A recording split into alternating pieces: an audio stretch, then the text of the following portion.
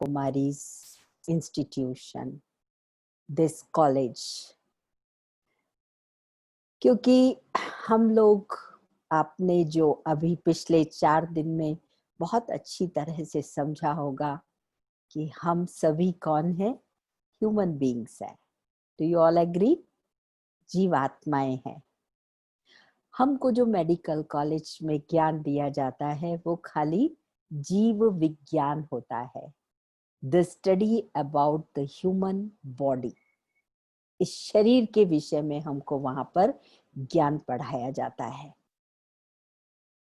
लेकिन शरीर को कौन चलाता है, व्हाट इज बीइंग, उसका हमें कभी भी किसी ने कोई ज्ञान नहीं दिया। And I still remember those days जब हम क्लिनिक्स में ट्रेनिंग ले रहे होते थे, तो कोई पेशेंट यदि कई बीमारियों के साथ सामने आ जाता था तो प्रोफेसर भी हंसकर इधर उधर देखकर उसको S12 का करार दे देते थे। तो फिर मैंने एक दिन पूछा, when I heard this word for the first time, कि what does it mean, इसका मतलब क्या होता है? कि सठियाया हुआ है।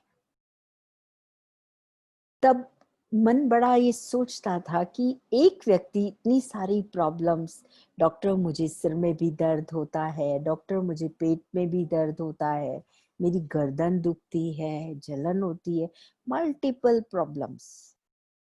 बट नाउ, आज हम अथॉरिटी के साथ उनकी प्रॉब्लम को समझ पाते हैं, जो कि आज के जमाने में चल रहा है। ज्यादातर लाइफस्टाइल एलिमेंट्स, मनोकायिक बीमारियां। What are these lifestyle elements? कितना आज का मानव स्ट्रेस के युग में जी रहा है। And who feels this stress? It's not the body. इसका इफेक्ट कहाँ होता है? हमारे मन पर, हमारी सोच पर होता है। ये बहुत क्लियर हो गया। मुझे बहुत मजा आया ये जानकर कि इस बॉडी के अंदर जो इसका कंट्रोलर एंड डायरेक्टर है वो ब्रेन नहीं है, वो हमारी आत्मा है। तो मुझे याद आता है कि जब हम लोग 1985 में माउंट आबू जाना हुआ और वहां जाकर जब मैंने देखा कि it's a very big university, जहां इतना खूबसूरत एनवायरनमेंट था, पढ़ाई का माहौल, इतनी शांति, सुखमय शांति, चारों तरफ डिसिप्लिन है, स्वच्छता है, प्रेम है, खुशियां है, लाइफ बड़ी ऑर्गेनाइज्ड है। तो हम लोग बच्चों को लेकर गए थे, गर्मियों की छुट्टियां थी, तो बच्चों को जब वहां ले गए तो बच्चों की अलग क्लासेस, हम लोगों की अलग क्लासेस, बहुत मजा आया। And these children, they were also enjoying, इनको भी बहुत अच्छा लगा और हम दोनों को तो बहुत ही अच्छा लगा। और आकर फिर हमने इसको समझने का प्रयास किया कि what is it all about, मतलब डिटेल में। वहां हमको नटशेल में सब कुछ बताया गया, 3 डेज जैसे आप लोग अभी कर रहे हैं। तो ये आपको शॉर्ट में सब कुछ इसका आपको टेस्ट दिया जा रहा है, but it is a wonderful study. उसके बाद जब हमने इसको पूरा किया और हमारा संबंध यहाँ के इंस्टीट्यूशन से जुड़ गया, और मैं समझती हूँ कि जिंदगी की बहुत बड़ी जो जरूरत थी, हम शरीर को रोज देखते हैं, संवारते हैं, इसको मतलब हेल्थ के लिए हम डाइट, एक्सरसाइज एंड रेस्ट हर चीज का ध्यान रखते हैं, लेकिन जो शरीर का ड्राइवर है वो क्या? तो उसके विषय में हमको कुछ पता ही नहीं था। कितने इग्नोरेंट थे हम। तभी हम सुनते थे, कहा जाता था कि खुदा जब आते हैं तो कब्रों से रूहों को निकाल कर ले जाते हैं। तो कब्र क्या थी? दिस 5 एलिमेंट्स की जो बॉडी है, which is dead even today, elements की, if I am not inside, this body is just like a, you can see in this picture, it is just like a robot, dead है। कुछ इसमें प्राण क्या है, इसको चलाने वाला कौन है? जैसे कार में ड्राइवर बैठता है, गाड़ी कैसी चलेगी वो किस पर डिपेंड करता है? ड्राइवर पर डिपेंड करता है। सो ड्राइवर तो ना, तो हमें ये पता था कि इस बॉडी में, हम तो इस शरीर को ही पर्सोनिफाई किया था, I am a doctor, but I wasn't born as a doctor, I was a small kid. जब मैं छोटी बच्ची थी, धीरे धीरे बड़ी हुई, स्कूल गई, कॉलेज गई, मेडिकल प्रोफेशन किया, उसके बाद डॉक्टर हो गई, शादी हो गई, डॉक्टर से doctor, so and so Mrs ये लग गया, फिर बच्चे हो गए। मतलब हमारे इंट्रोडक्शंस फिजिकली चेंज होते रहते हैं, but our constant introduction is that I am a soul, you are a soul, we are all actors in this costume. Am I right? Do you all agree? Yes?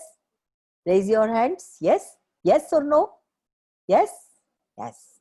तो अब हमको पता चला कि ये बॉडी एक कॉस्ट्यूम की तरह है, जिसको व्यक्ति लेता है, छोड़ता है। और मेरे से बहुत ज्यादा, मेरी तो एक एक फंडामेंट्स क्लियर हो गए कि मरीज मरता है तो क्या है, कौन गया? Brain, heart, everything is there, but they are not functioning at all. जो इसके अंदर इसको चलाने वाला ड्राइवर था, कार खड़ी है फर्स्ट क्लास, ब्रांड न्यू हो, सड़ी हुई मारुति हो, कुछ भी हो, गाड़ी चलेगी कैसे? वो ड्राइवर पर डिपेंड करता है। इफ ड्राइवर इज गुड, वो टीचर गाड़ी को भी अच्छी तरह चलाएगा। अगर मूर्ख ड्राइवर है तो रोज ही हम किस्से सुनते हैं, आज मर्सिडीज से एक्सीडेंट मारा, आज बीएमडब्ल्यू से मारा। क्यों? क्योंकि ड्राइवर नहीं है ठीक, एजुकेटेड नहीं है। इसी प्रकार this is the training to educate the self. हम आज शरीरों को देख देख कर, हम उनको देखकर दुख में दुखी, सुख में सुखी, ऊपर नीचे, सारा दिन कितने मूड स्विंग्स होते रहते हैं हमारे। किसी को देखकर बड़े खुश होते हैं, किसी को देखकर एकदम भनक जाते हैं। तो so knowing this Raj Yoga, through Raj Yoga we learn who am I and to whom I belong to. मेरा संबंध किससे है? जो गा रहे थे त्वमेव माताश्च पिता त्वमेव त्वमेव बंधुश्च सखा, लेकिन वो है कौन? एक हमें कुछ नहीं मालूम था। आपने किया होगा चैप्टर 2 में, हर चीज कितनी क्लीन एंड क्लियर है। इट्स अ नॉलेज, ये ज्ञान है, समझ है। अंधश्रद्धा में अब हमको नहीं जीना है। It's my life, so I am responsible to take care of my life. यहाँ हम अपने आप को चलाना सीखते हैं, अपने आप से प्यार करना सीखते हैं, रिलेशंस हमारे बहुत अच्छे हो जाते हैं। हर परिस्थिति में हम पॉइज्ड कैसे रहे, कैसे एम्पावर्ड रहे, we learn how to deal each and every situation. उसका कारण और उसका निवारण हमको सब समझ में आ जाता है। अगर एजुकेटेड है ड्राइवर, तो गाड़ी को हर सिचुएशन में वो ठीक से स्टीयर करके ले जाएगा। तो कितना कुछ खजाना हमारे पास था जो सब एम्बेडेड पड़ा हुआ था, क्योंकि हमने शरीर समझकर संबंधों को इधर उधर लगाया। We wasted our time, money and energy. अब मोबाइल को आप मोबाइल से लगा दोगे तो वो चार्ज होगा? कभी भी नहीं होगा। वी नो कि मोबाइल को कनेक्ट चार्जर से लेकर हमें मेन से लगाना है, तब ये चार्ज होगा and it will function nicely. In the same way, we have to charge our soul, our mind every day. And मैं समझती हूँ ये तो सारा टाइम है। हमारे सामने लोग भी आएंगे, परिस्थितियां भी आएंगे। So raj yoga is not the practice that you sit down in a room, कोई माला करना है, कोई इसके लिए अलग टाइम निकालना है, नहीं। It is the knowledge, self control. Self पर मेरा अधिकार है। मैं अपनी गाड़ी को ठीक से चला सकती हूँ ना, दूसरा टेढ़ी भी लाएगा, रॉन्ग साइड लेफ्ट से भी निकाल ले जाएगा, क्रॉस भी कर लेगा, रेड लाइट पर भी जंप कर जाएगा, पी पी पी पी हॉर्न भी बजाएगा, but I have to maintain my poise here. मुझे अपने आप को बचाना भी है और दूसरों को भी प्यार से। अब मैं वहां खड़े होकर चिल्लाने लगूं, गुस्सा करने लगूं, गालियां निकालूं, उसका तो कोई रोल नहीं है। I should be educated and trained enough कि कहाँ मुझे कैसे करके मोल्ड होकर के निकल जाना है। कल आपने देखा होगा कितना सुंदर चैप्टर है।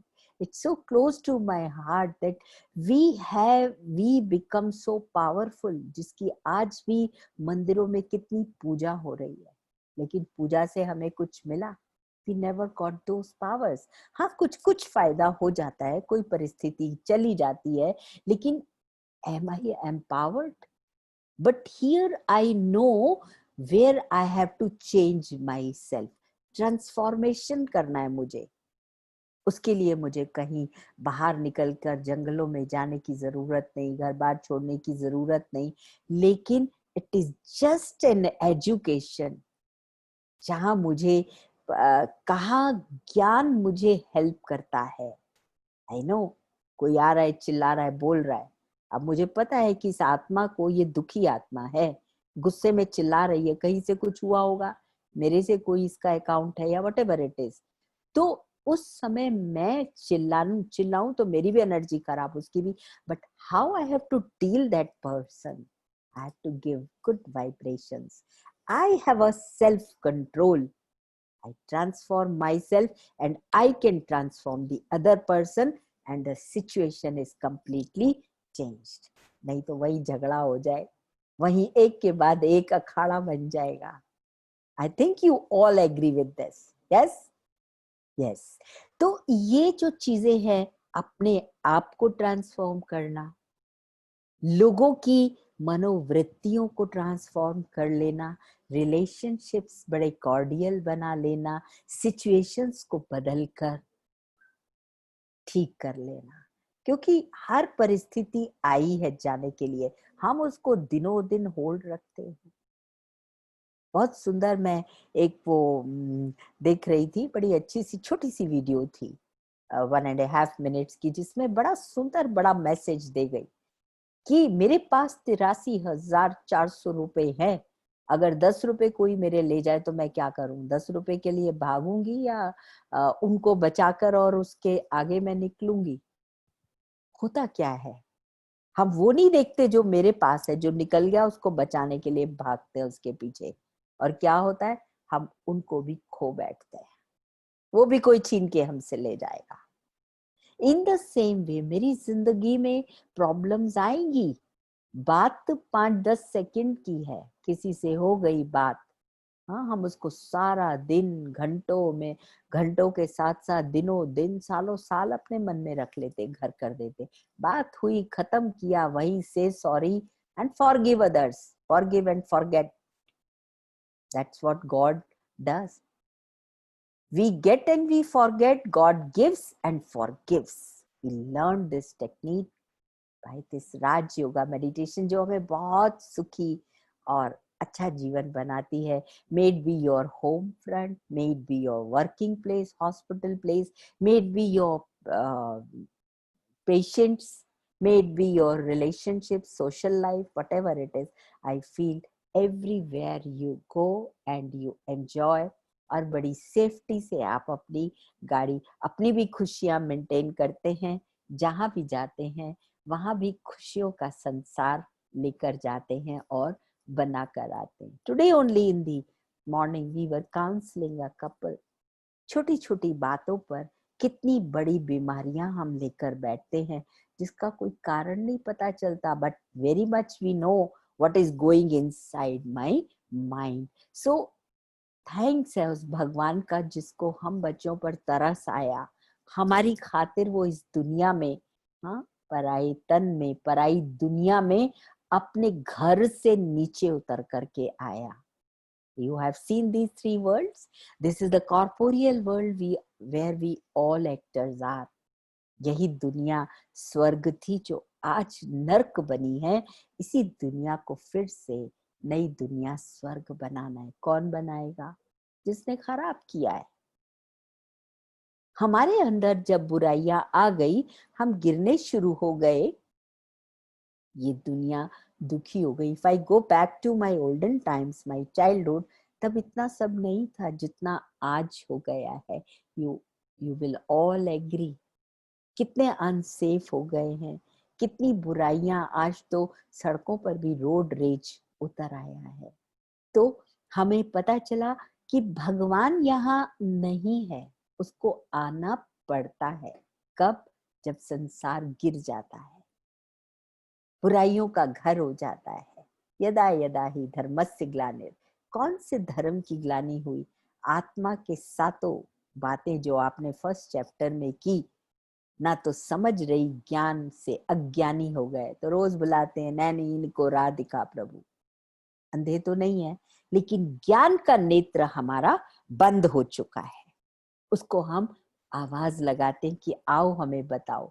फिर जीवन में अंदर मन में कुछ होगा, बोलेंगे कुछ, करेंगे कुछ और ही। प्योरिटी, क्लीनलीनेस एंड क्लैरिटी हमारी जा चुकी है।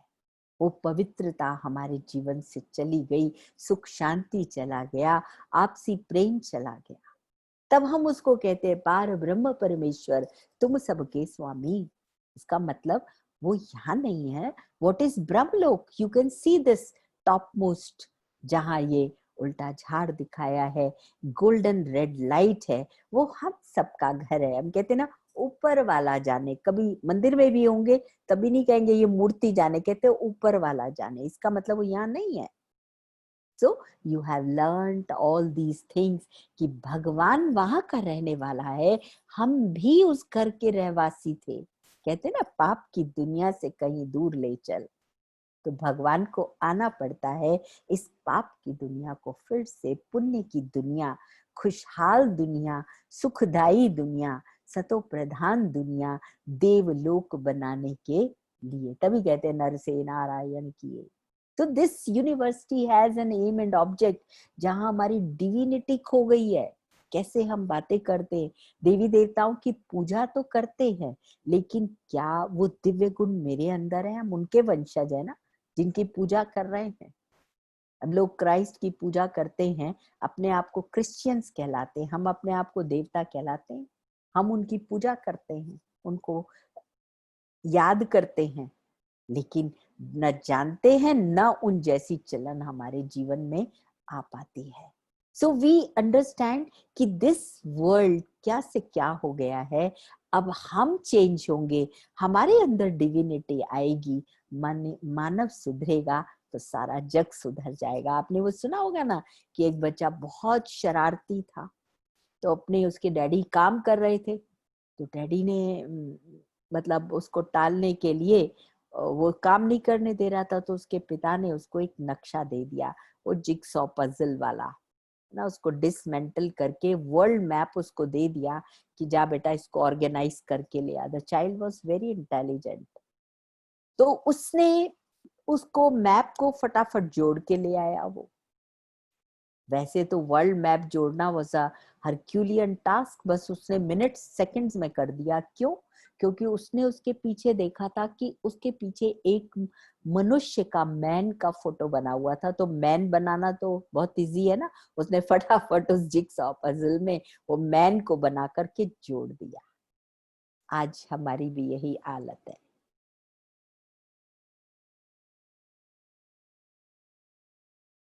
हम मनुष्य सुधरेगा तो ये जग सुधर जाएगा। इसीलिए हमको एक ही स्लोगन बाबा ने दिया कि self transformation leads to world transformation. स्व पर मेरा अधिकार है। I should not try and change others. अगर मैं बदलती हूँ, मान लीजिए मैं रास्ते में जा रही हूँ, आप मुझे कहीं दिख जाते हैं, है ना, मैंने आपको स्माइल दी, आप देंगे ना, अभी हम मिले फर्स्ट टाइम, है ना, एक दूसरे को देखकर स्माइल आ गई चेहरे पर, खुश हो गए हम शायद। लेकिन हमें लगता है ये मेरी अपनी फैमिली है ना, फर्स्ट टाइम नहीं मिल रहा है, we know as if we know each other. क्योंकि आपको भी प्यार चाहिए, मुझे भी चाहिए, आपको भी खुशी चाहिए, मुझे भी चाहिए। जो दोगे वो वापस आएगा, राइट? है ना, देखो चेहरे मुस्कुरा रहे हैं, कितना अच्छा लग रहा है। सो ये फैक्ट ऑफ लाइफ हम जब जानते हैं, कौन ने सिखाया हमको? हमारे परम पिता परमात्मा ने कि तुम आत्मा हो, बी सोल कॉन्शियस। बॉडीज को देखते हैं तो भौएं ऊपर नीचे चढ़ती रहती हैं, ये ऐसा है, ये वैसा है। और जब आत्मा को देखते हैं तो आत्मिक प्यार, आत्मा की, हम हर आत्मा में अच्छाइयां देखना शुरू करते हैं। बुराइयां अपनी देखो, अच्छाइयां दूसरों की देखो, तो खुशियां ही खुशियां हैं। जीवन कितना अच्छा हो जाएगा, है ना। दूसरे को सराहो, attitude of gratitude, this we learn.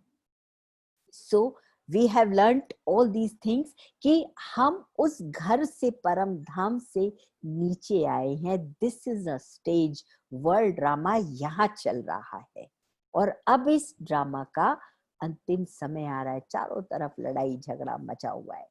फिर आप ये तस्वीर देखते हैं कि गॉड के आपने कर्तव्य भी सुने होंगे कि God, the name as the name depicts, generation, operation and destruction.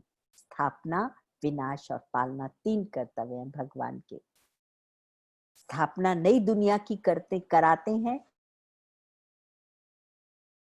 And इसका पालना जो है नई दैवी सृष्टि की कराते हैं। तो उसमें बताया ना, स्थापना through Brahma, destruction through Shankara and operation through Vishnu. Vishnu चतुर्भुज, 4 भुजा वाला कोई इंसान हो नहीं सकता, ये सिंबॉलिक है। तो विष्णु कौन है? लक्ष्मी नारायण का कंबाइंड स्वरूप है, जो सत्युग में पालना करते हैं, विश्व के महाराजा, विश्व के महारानी। कहते नर से नारायण, नारी से श्री लक्ष्मी किया। तो ये दिस इज अ इंस्टीट्यूशन। जैसे आज कोई बैरिस्टर बनता है, डॉक्टर बनता है, इंजीनियर बनता है, सीएस क्रिएट होते हैं, डिफरेंट डिफरेंट प्रोफेशंस हैं, पढ़ाई से होते हैं ना, पूजा से तो नहीं कोई बन जाएगा। किताबों की या मास्टर जी की पूजा से पढ़ना तो पड़ेगा। So this is a university where our father is teacher and our preceptor, supreme यानी परम पिता, परम शिक्षक, परम सतगुरु, सारे संबंध। इसके अलावा और भी, these are the 3 main relationships. Only one God, भगवान स्वयं है। तो स्थापना किसके द्वारा कराई? ब्रह्मा, जिसको कहते हैं प्रजापिता ब्रह्मा के द्वारा स्थापना कराई। हम बड़े हो गए, आज तक भी हमको कोई ने बताया नहीं, ना कहीं किसी उसमें लिखा था कि हु इज ब्रह्मा। आपको भी क्यूरियोसिटी हुई होगी कि ये यूनिवर्सिटी आफ्टर ऑल कब स्थापन हुई, कैसे हुई, कौन है इसका, हाँ, कौन इसका मालिक है, कौन इसको चलाता है। तो I will tell you, I will give you the test of this कि इस यूनिवर्सिटी में ये प्रजापिता ब्रह्मा कौन है। See this picture, Brahma Baba का पिक्चर। ये ब्रह्मा कौन है? 1936 की बात है कि दादा लेखराज नाम के एक बहुत बड़े जौहरी थे, जिनका बिजनेस कैलकाटा में था। आज भी लकी बाबू के नाम से, लकी मार्केट के नाम से वो जगह जानी जाती है। और बाबा सिंध हैदराबाद में रहते थे। बहुत ही कुलीन परिवार से और बड़े जिसको कहा जाए बहुत ही दानी महादानी प्रवृत्ति के, बहुत ही श्रेष्ठ व्यक्तित्व के इंसान और बहुत धनाढ्य थे, धनवान भी थे। धन बहुतों के पास होता है, लेकिन धन के साथ साथ मन, दया भाव, रहम भाव भी होना, ये बड़ी बात है। क्योंकि जब धन होता है, धन के साथ कहीं ना कहीं मनुष्य के मन में घमंड भी होता है। लेकिन बाबा बहुत ही निरअहंकारिता के प्रतीक थे और उनका बिजनेस बहुत बड़े बड़े राजघरानों से चलता था। ज्वेलरी जो बनाते थे बहुत यूनिक थी। ये मैंने जो कहानी सुनी है अपनी दादियों की जुबानी, जो ब्रह्मा बाबा की साकार बेटी थी, अपने जो और बड़ी दादियां थी उनके मुखार विंद से, क्योंकि जब हम जाते थे मधुबन तो हम दादियों से मिलते थे। तो वो हमें सुनाती थी जिन्होंने ये जीवन जिया, कि बाबा इतने स्वीट नेचर के थे कि हमें आस पड़ोस में हम रहते थे तो हमें लगता था कि काश हमारा भी पिता ऐसा होता, या हम इनकी बेटी होते, हम इनके बच्चे होते तो कितना अच्छा होता। तो बताते हैं कि बाबा के घर में सत्संग चलता था। बाबा बहुत ज्यादा गीता के पाठी थे और नारायण के अनन्य भक्त थे। कृष्ण को, नारायण को बहुत मानते थे। बिना गीता के पाठ के बाबा कभी पानी भी ग्रहण नहीं करते थे। वही संस्कार बच्चों को भी उन्होंने दिए। लौकिक में उनके 5 बच्चे थे और जिसमें से 3 मैरिड थे। तो बाबा का जो था, हर दम भगवान को पाने की उनको बहुत इच्छा थी। कोई भी बड़े से बड़ा व्यापारी आ जाए, अगर बाबा का समय है भक्ति का तो वो कभी भी उसको छोड़कर उनसे मिलने नहीं जाएंगे। भेज देते थे किसी को भी कि जाओ तुम उनको रिसीव करो, लेकिन वो अपनी पाठ पूजा में बहुत ही अ, अ, श्रद्धा भावना से चलते थे। और बाबा ने 13 गुरु किए थे। एक गुरु से ज्ञान, दूसरे गुरु से और ऊपर करके इस तरह उन्होंने 13 गुरु किए। एक बार बाबा का वहां से मुंबई जाना हुआ, सिंध हैदराबाद से बिजनेस के उसमें, तो बाबा के एक वहां बहुत अच्छे मित्र रहते थे और बाबा में उन्हीं से संबंध रखते थे जहां उनको सत्संग और शुद्ध अन्न आदि मिले। हालांकि बाबा सिंधी परिवार में थे और आप जानते हैं थोड़ा सिंधी फैमिलीज में खाना भी तामसिक प्रकार का भोजन होता है। जो दादियां सुनाती हमको कि सब कुछ नॉन वेज ये सब चलता है, तामसिक भोजन, लेकिन बाबा बहुत सात्विक वृत्ति के थे। तो जब बॉम्बे गए तो वहां भी उनका सत्संग चल रहा था और सत्संग से चलते चलते बाबा उठ करके चले जाते हैं, एकदम गुम हो जाते हैं बिल्कुल। तो सारे लोग देखने लगे कि ये कहाँ चले गए। तब वहां इनकी बेटे की बहू भी थी। उन्होंने देखा कि बाबा एकांत में एक कमरे में जाकर बैठे हैं, लेकिन बाबा जैसे बिल्कुल एक लाइट के कार में बैठे हैं। उनकी आंखों से रेड लाइट एमिट हो रही है। सारा वातावरण एकदम शांत हो गया। तब सब लोग बिल्कुल छम बैठ गए कि क्या हुआ। फिर थोड़ी देर बाद जब बाबा उतरे तो बाबा को भी एकदम बड़ा हल्केपन का एहसास हुआ और उन्हें भी नहीं पता कि उनको ये सब क्या हुआ। तब लोगों ने उनसे पूछा कि आप बताइए आपने क्या देखा क्या देखा। कहते थोड़ी देर मुझे छोड़ो, मैं कल बताऊंगा। लेकिन वो सब नाते रिश्तेदार फ्रेंड सर्कल सब बैठे थे। कहा हमें बताओ तुमने क्या देखा, क्या हुआ था तुमको। तब उस समय दादा को फर्स्ट टाइम विष्णु चतुर्भुज का साक्षात्कार हुआ और विष्णु चतुर्भुज ने इनको कहा अहम विष्णु चतुर्भुजम तत्वम, कि तुम वो हो, तुमको ये बनना है। ये बहुत हैरान हुए, तत्वम, मैं विष्णु कैसे। तब सब लोग एकदम शांत हुए। उसके बाद बाबा की जो स्थिति थी बहुत उपराम डिटैचमेंट की हो गई। उसके बाद इनको वापस ये जब आए तो बाबा को फिर उसी समय एक और भी साक्षात्कार हुआ कि तुमको अब नई दुनिया बनानी है, तुम ये सब क्या करोगे इस धंधे का। तब बाबा वहां से सीधे अपने कैलकटा आते हैं। कैलकटा में अपने जो जोड़ीदार होता है उस जोड़ीदार को कहते हैं भाई तुमको जो तुम्हारा है तुम लो, अल्फ को अल्लाह मिला, बे को मिली बादशाही, आई तार अल्फ को हुआ रेल का राही। जो तुम्हारा बनता है वो तुम ले लो, मुझे अब ये धंधा नहीं करना। मुझे रियली में ज्वेल्स मिल गए हैं, असली हीरे मोती मिल गए। तो वो भी परेशान हुआ, लेकिन बाबा ने अपना हिसाब किताब सब क्लियर किया।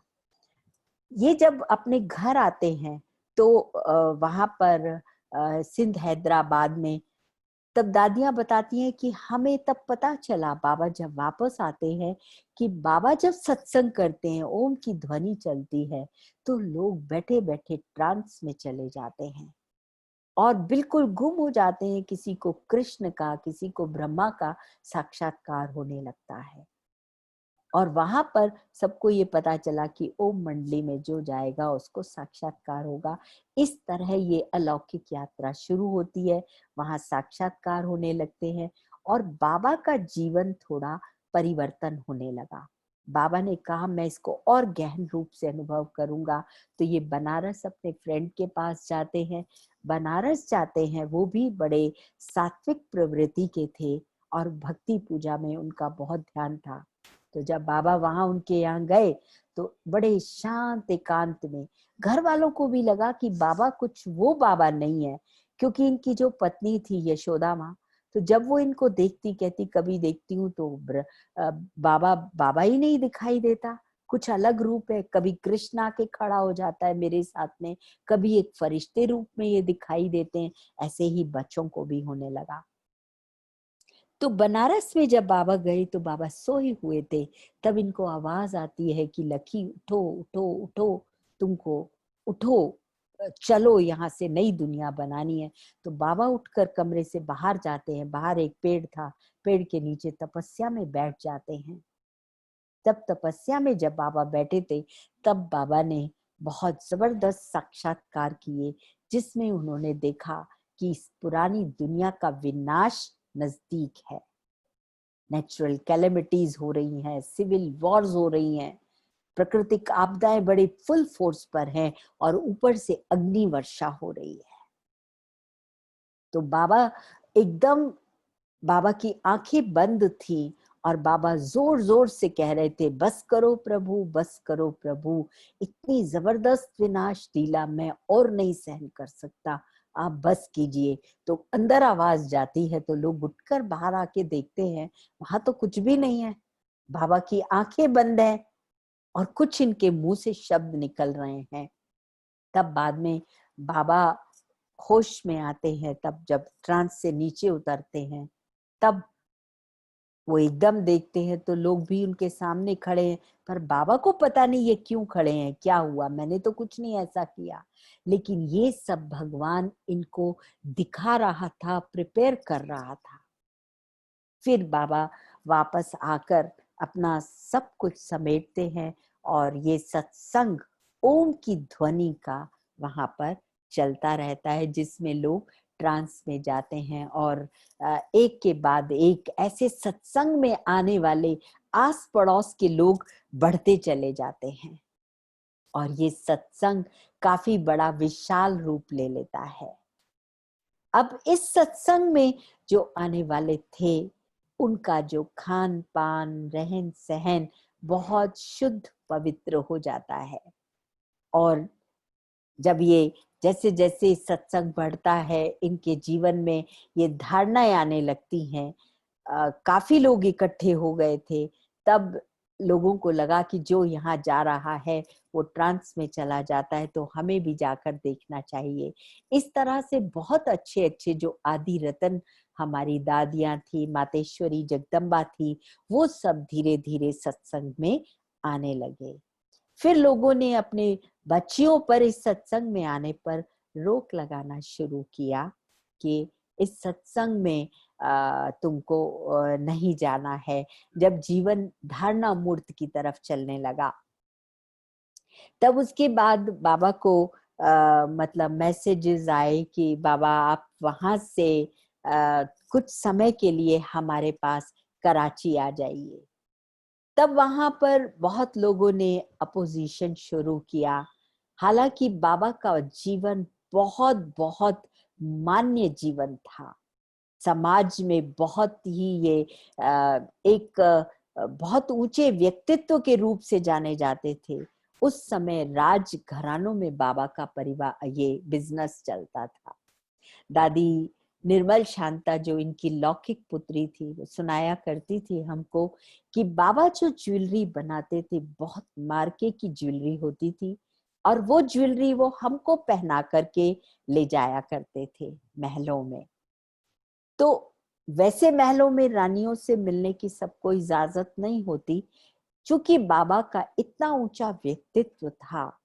तो तब के राजा लोग कहा करते थे कि लकी बाबू, पता नहीं भगवान ने हमको क्यों राजा बनाया है, राजा तो आप दिखाई देते हो।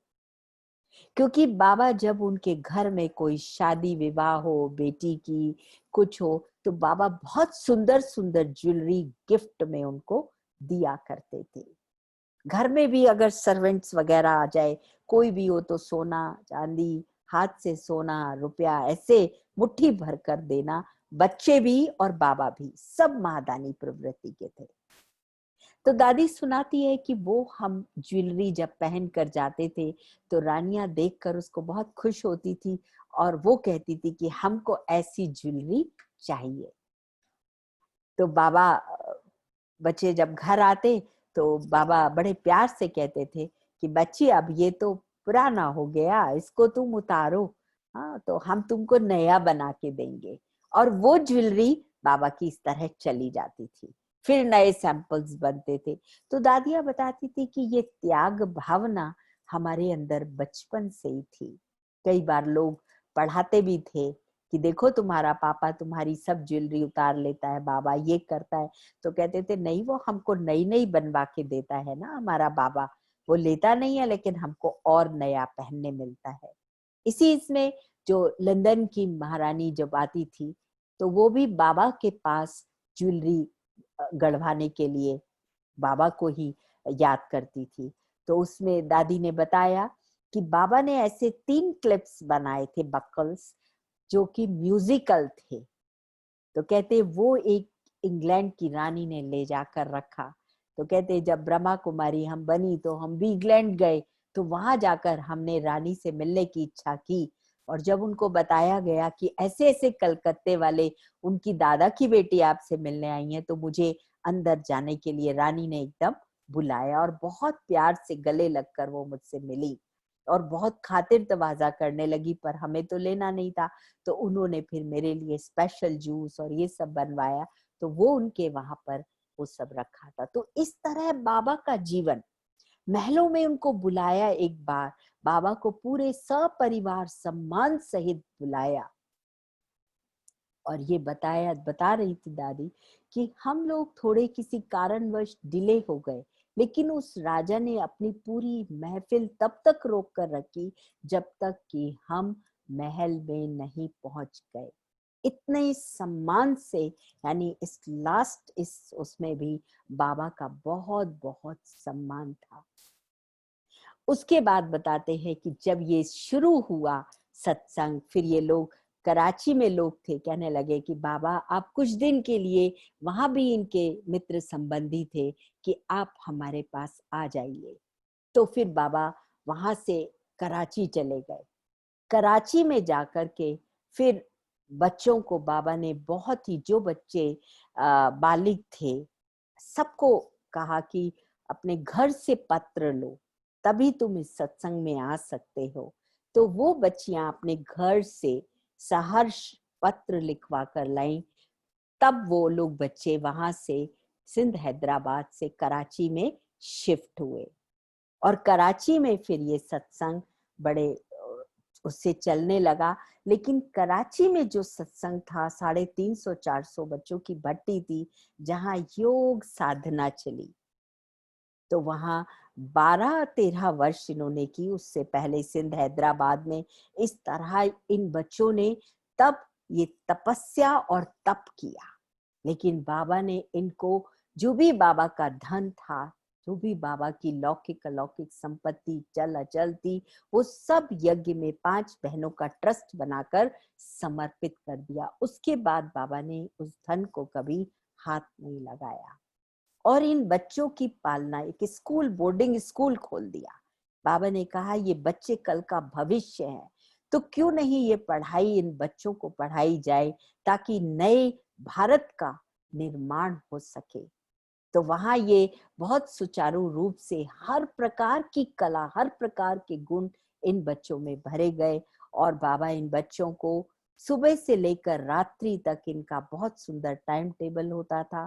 तपस्या भी होती थी, बाबा खेल पाल भी कराते थे और बड़े रॉयल जैसे बच्चे होते हैं, राज घराने के बच्चे, इस तरह से इन बच्चों को पाल पोस कर बाबा ने बड़ा किया। तो वहीं पर ये क्लिफ्टन पर समुद्र के किनारे बाबा बच्चों को ले जाया करते थे। फिर वहां जब जाते थे तो जब बाबा को कोई देखता था खड़े हो, तो जिसका जो भावना होती थी, दूर से ही बाबा को देखते ही उनको साक्षात्कार हो जाता था। मान लीजिए बाबा खड़े थे, तो सामने से एक व्यक्ति आ रहा था, उसको एकदम जैसे सामने दिखाई दिया कि विष्णु चतुर्भुज खड़ा है, तो वो बड़ी तेजी से दौड़ता हुआ आया, बाबा के पास आया और फिर वो वापस चला गया। तो बाबा ने उसको बुलाया, आओ बच्चे, आओ बच्चे, आओ बच्चे करके। तो उससे पूछा कि क्या हुआ? तो वो एकदम, क्योंकि वो साक्ष विष्णु को देखा उसने, उसके बाद उसने बाबा को देखा, तो उसने उनको बाबा को बताया। तो उनके द्वारा कराने वाला बाबा को ये आभास हो गया था कि मैं अब वो नहीं हूं, मेरे अंदर कोई शक्ति है, कोई ताकत है जो मुझको यूज करती है, मेरे द्वारा देखती है, मेरे द्वारा बोलती है, मुझसे कर्म कराती है। दैट्स हाउ इसकी फाउंडेशन बनी। और फिर उसके बाद ये लोग वहां पर बहुत तपस्या हुई। इसी बीच भारत और पाकिस्तान का डिवीजन हुआ, लेकिन ये बच्चों को बाहर की कोई भी तकलीफ का एहसास नहीं, क्योंकि भगवान ने इनको इतनी योग साधना के अंदर, क्योंकि इतनी बड़ी यज्ञ की जो फाउंडेशन लगनी थी, उसके लिए फाउंडेशन बहुत मजबूत लगनी थी ना, बड़ी इतनी बिल्डिंग जो तैयार हो रही थी, इन लोगों को बाहर का कोई भी सेक नहीं आया। जब लोग वहां से निकले तो अपना सामान भी और इनको देकर गए कि आप अल्लाह लोग हैं, आप इसको यूज कीजिएगा। बहुत इज्जत से इनको वहां पर रखा हुआ था और ये सब डिवीजन हो गया। फिर बाबा ने इनको आदेश दिया 1950 में कि अब यहाँ से तुमको भारत चले जाना चाहिए। तब 1950s में ये लोग बाबा ने वाइंड अप किया और यहाँ पर स्थान ढूंढा गया, तो माउंट आबू में ये लोग शिफ्ट हुए। हमारा पूरा यज्ञ वहां से सब भाई बहन अपना ये सामान लेकर, तो बहुत ये इनके पास डायरीज थी जो बाबा ने बड़े बड़े बॉक्स आदि बनवा करके वो सब वहीं पर गड्ढों में दबवा दिए। ये 1950 तक का जो कुछ भी था। उसके बाद ये लोग भारत में शिफ्ट हुए और भारत में आकर माउंट आबू में स्थानांतरण हुआ। उसके बाद ब्रिज कोठी, वो बीच का बहुत इतिहास है। उसके बाद जो आज का हमारा वहां पांडव भवन है, सारा सामान लेकर ओखा बंदरगाह से ये लोग सब माउंट आबू शिफ्ट हो गए। और माउंट आबू में ब्रिज कोठी में जहां पर रहे, तो वहां बहुत अंधकार था, रात को बच्चे डरते भी थे। तो लगता था तो बाबा कहते थे, बच्चे ये बिच्छू ये सांप ये तुम्हें कुछ नहीं काटेंगे, जो मन के अंदर तुम्हारे ये जो विकार और विकृतियां हैं, हमें इनसे बच करके रहना है। धीरे धीरे फिर ये पांडव भवन की तरफ शिफ्ट हुए, जहाँ एक बहुत ही साधारण सी गौशाला टाइप बनी हुई थी। धीरे धीरे उसको बनाया गया, वहां पर तप और त्याग चला। तो एक बार बाबा वहां पर उपले बना रहे थे, क्योंकि बाबा ने सब कुछ करके बच्चों को अपने हाथ से सिखाया। मातेश्वरी जगदम्बा सरस्वती जो कि एक बच्ची के रूप से आई थी, लेकिन वो यज्ञ में इतनी ज्यादा समर्पित भाव था उनमें कि एक माँ के रूप से उन्होंने इन बच्चों को पालना दी, जिसकी पूजा आज हम माँ सरस्वती के रूप से करते हैं। वो जगदम्बा सरस्वती यही की पैदाइश है। तो एक बार बाबा उपले बना रहे थे, तो बाबा से कोई एक ऑफिसर मिलने के लिए आए, इनकम टैक्स के बड़े ऑफिसर थे। तो बाबा से कहा गया, बाबा बैठे गोबर के उपले बना रहे थे, तो कहा बाबा आपसे ऐसे मिलने आए हैं। तो कहा बच्चे उनको भेज दो। बाबा कहा यहाँ ही भेज दें आपके इधर ही? कहा हाँ बच्चे भेज दो उसको। तो जब वो बाबा के पास अंदर आया, बाबा अपनी धुन में बैठे हुए वो सब बना रहे थे, तो वो उनको जब देखता है तो उसको लगता है कि वहां बाबा बाबा नहीं, वहां उसको साक्षात विष्णु दिखाई दिए। तो वो आकर उनके पांव में पड़ जाता है। सब देखने लगते हैं, क्योंकि बाबा के अंदर वो परम शक्ति थी जो किसी को भी सेकंड में बदल देती थी, किसी को भी एहसास करा देती थी। ऐसे ही एक बार बता रही थी दादी कि एक सिख भाई थे जो बाबा को मिलने आए, क्योंकि बाबा के अंदर इतनी परम शक्ति थी कि लोग इनको मारना भी चाहते थे, कई बार इनके ऊपर प्रहार भी करना चाहा, लेकिन सब हार खा करके चले गए।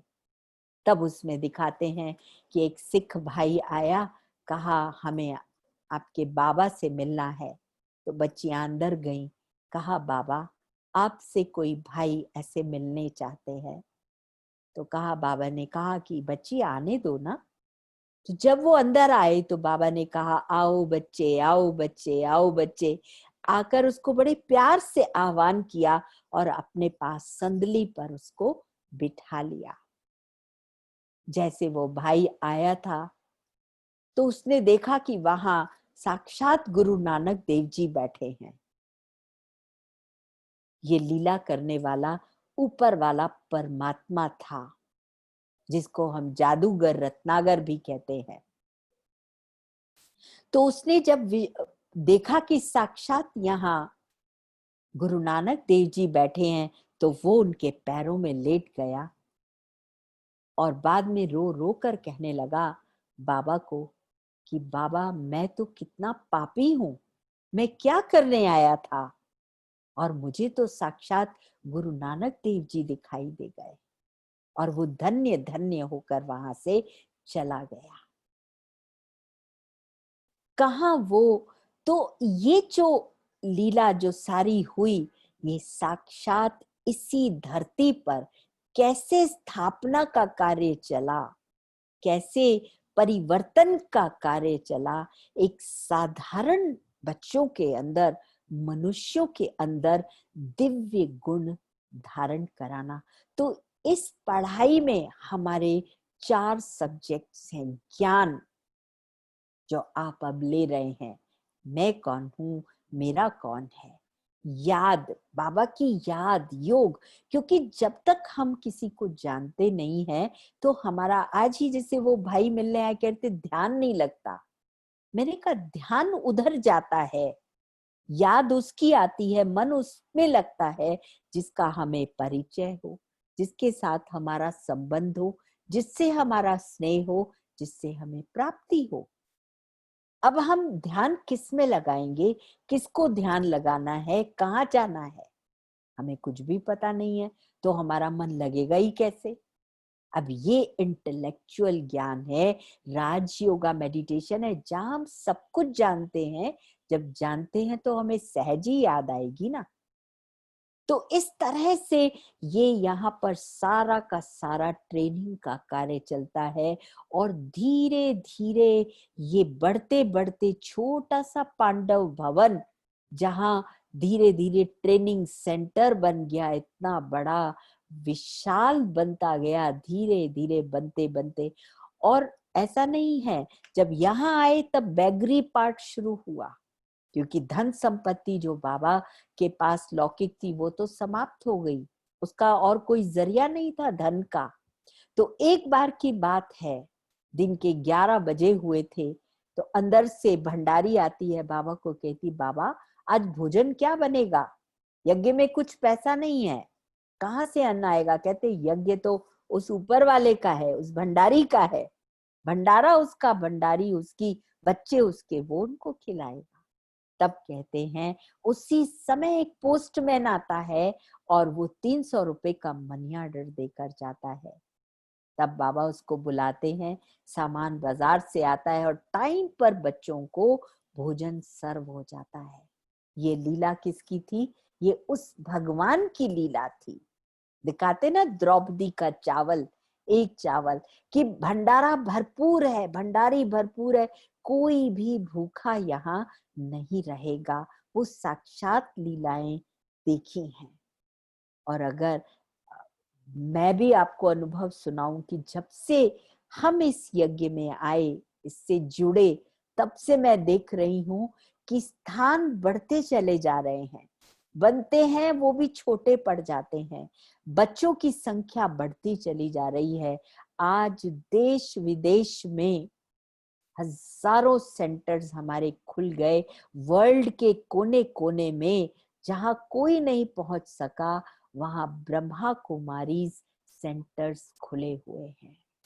ये बड़े बड़े यहाँ डिप्लोमेट्स आते हैं, उनकी जुबानी मैंने सुना है कि लोग ट्राई करते रहते हैं कि हम यहाँ घुसे इस कंट्री में, लेकिन ब्रह्मा कुमारियां, क्योंकि सरलता है, स्वच्छता है, सीधा सीधा ज्ञान है, मतलब परस्ती है नहीं कि हमको किसी से कुछ चाहिए, कोई हमें कुछ देगा, नहीं, सिर्फ देने का भाव है कि हमें दुनिया को सुख शांति की संपत्ति देनी है, देनी है, देनी है। दाता के बच्चे हैं, हमको घर घर को स्वर्ग बनाना है।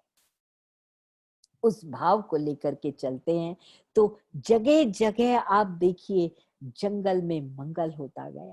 दिल्ली में जब फर्स्ट टाइम आए तब बाबा ने, हाँ, बच्चे ये सब तैयार हुए, उसके बाद सेवाओं का पाठ शुरू हुआ।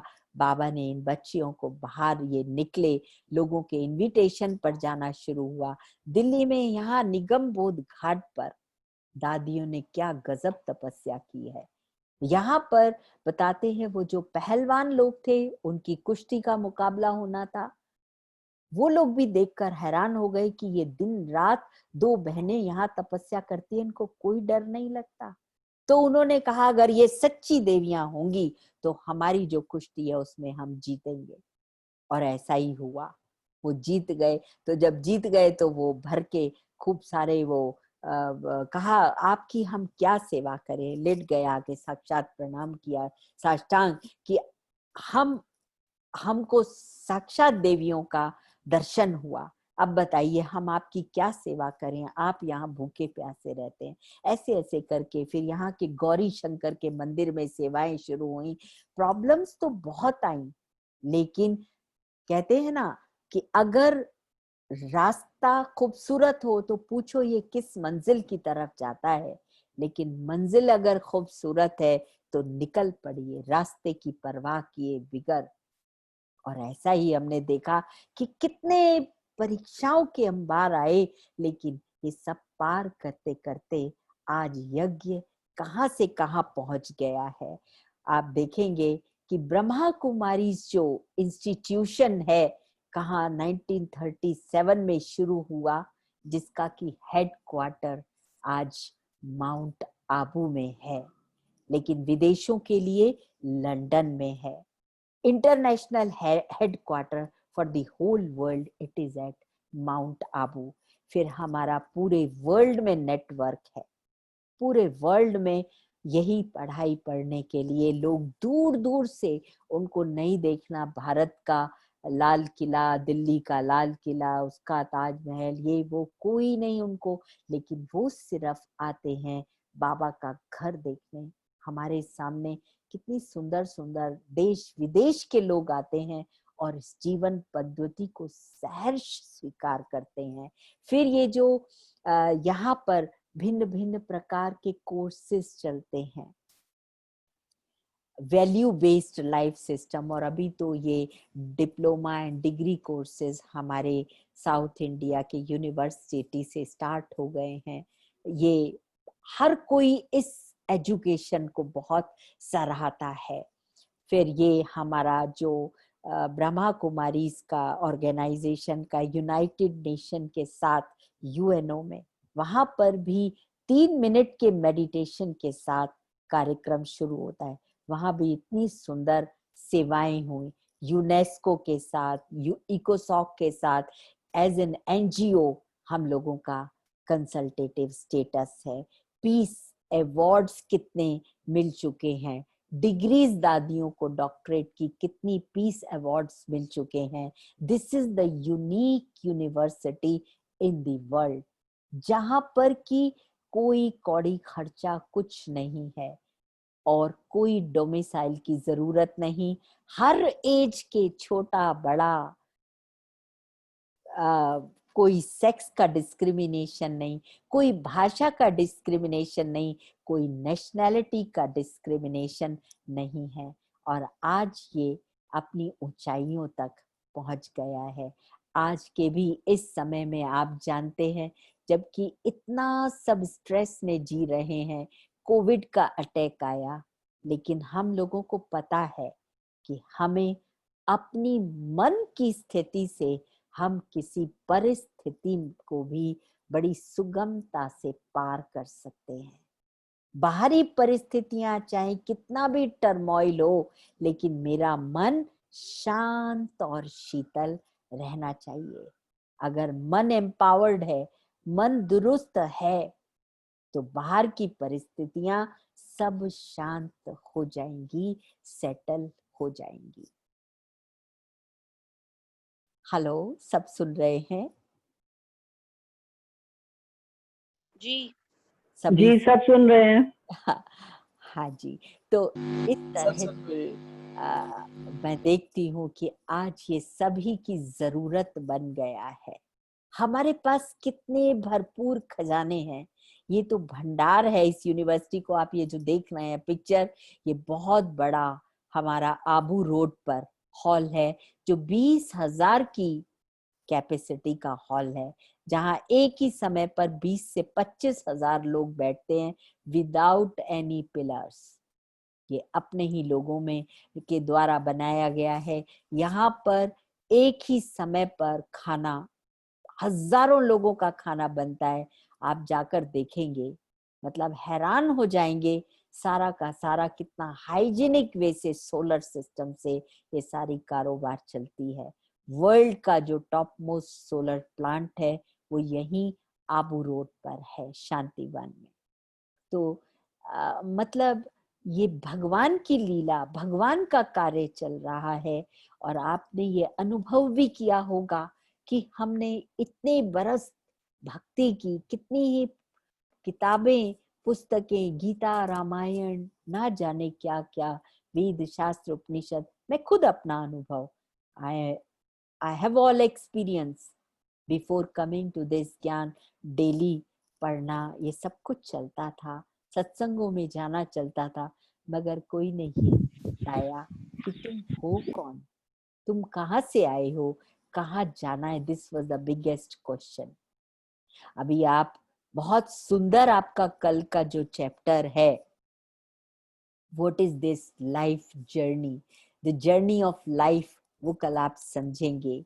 Management, time management, time wheel क्या है, सृष्टि का चक्र कैसे चल रहा है, इसका सारा राज आप सुनेंगे। बहुत खूबसूरत राज है, जिसको आप देखकर हैरान हो जाएंगे। हमने सारी उम्र उसको किया, लेकिन उसको कभी समझा नहीं कि ये इसके अंदर क्या है। इसलिए मैं आप सबसे कहूंगी कि ये राजयोग जो है, ये अनुभव की चीज है। It is very simple. Like अगर बॉडी को कुछ चाहिए, जब बीमार हो जाती है, शरीर को कोई तकलीफ है, तो हम डॉक्टर को कंसल्ट करते हैं, डॉक्टर मेडिसिन्स देते हैं। लेकिन कई बार मेडिसिन्स खाकर भी हम ठीक नहीं हो पाते। कहते हैं दवा के साथ दुआ भी चाहिए। कौन करेगा दुआ? दुआ है क्या चीज? इसके द्वारा हमने समझा कि तन अलग है, तन को चलाने वाली शक्ति आत्मा अलग है, मन बुद्धि संस्कार का पुंज है। जैसे तन को भोजन चाहिए, मन को भी भोजन चाहिए। तन को एक्सरसाइज चाहिए, मन को भी एक्सरसाइज चाहिए। जैसे तन को आराम चाहिए, मन को भी आराम चाहिए। जब तन दुखी होता है, तन थक जाता है, तन बीमार होता है, उसको मेडिसिन्स दी जाती है। इसी प्रकार मन जब बीमार है, मन जब दुखी है, तो उसको मेडिटेशन कराया जाता है। So medication and meditation These are the two words जिसका मतलब है, लैटिन वर्ड है मेडेरी. मेडेरी मीन्स टू हील.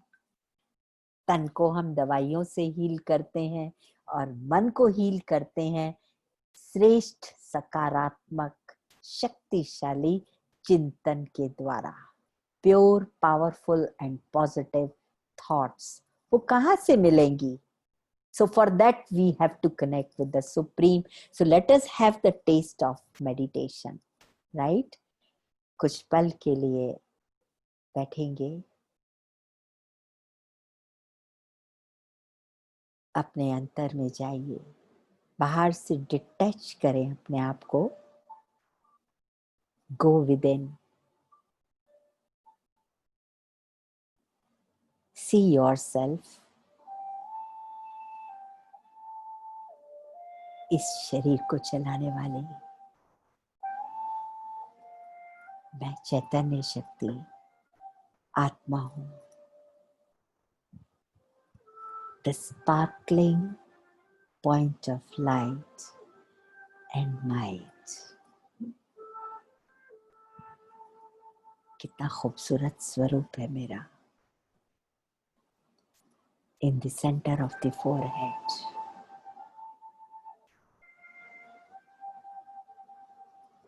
जिस शांति को मैंने कहाँ कहाँ नहीं ढूंढा, वो शांति मैं हूँ. मेरा नेचुरल नेचर है.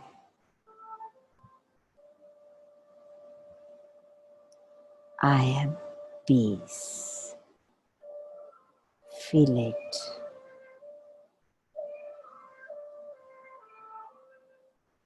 मैं शांति की बहती हुई गंगा हूँ.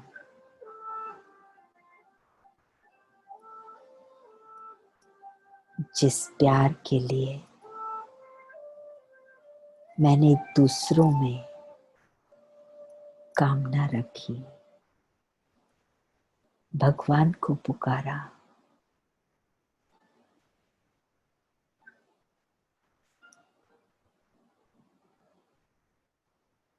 वो प्यार मैं हूँ. प्रेम करना, प्रेम लेना और देना मेरा नेचुरल नेचर है.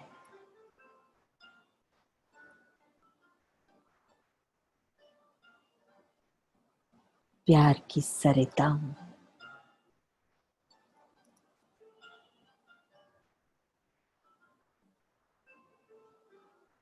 जहाँ से भी गुजर जाऊं,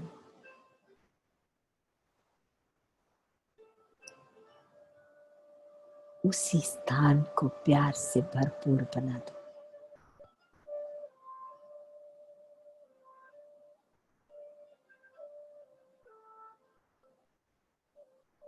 जिस खुशी को मैंने लोगों में, वस्तुओं में टैग करके रखा था, वो खुशी तो मेरा अपना नेचर है. मैं कितनी खुशनसीब हूँ.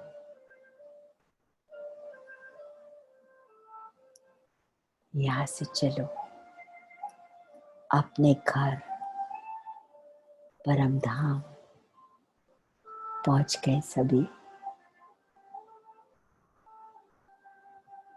सामने उस चमकते हुए पुंज को देखो, सूरज के प्रकाश की तरह चमकता हुआ. यही तो मेरे बाबा है.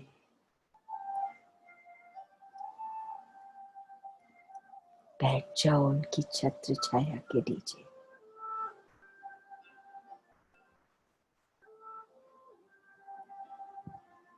जैसे सूरज की किरणें गर्मी का एहसास दिलाती है,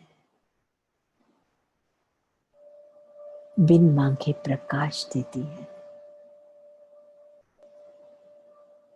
ऐसे ही बाबा का प्यार, purity and powers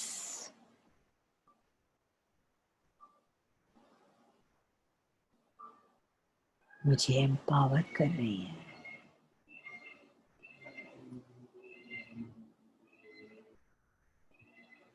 I feel so relaxed, bodiless,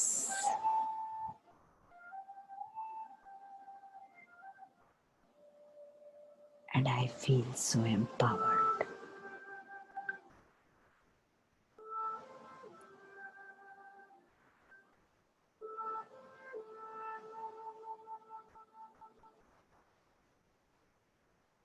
उनका प्यार, पवित्रता और पावर्स जैसे मेरे रोम रोम में बह रही है।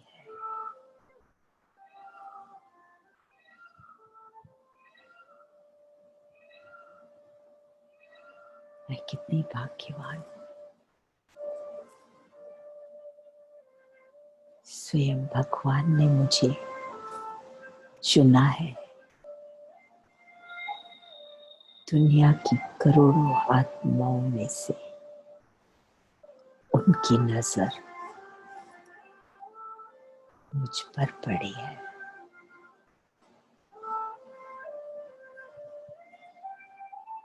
I am so lucky. I am so thankful.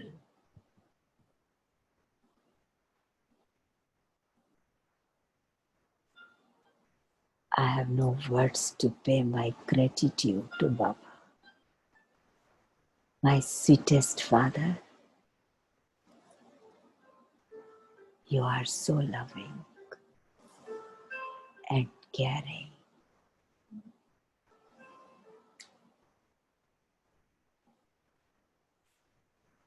Come back.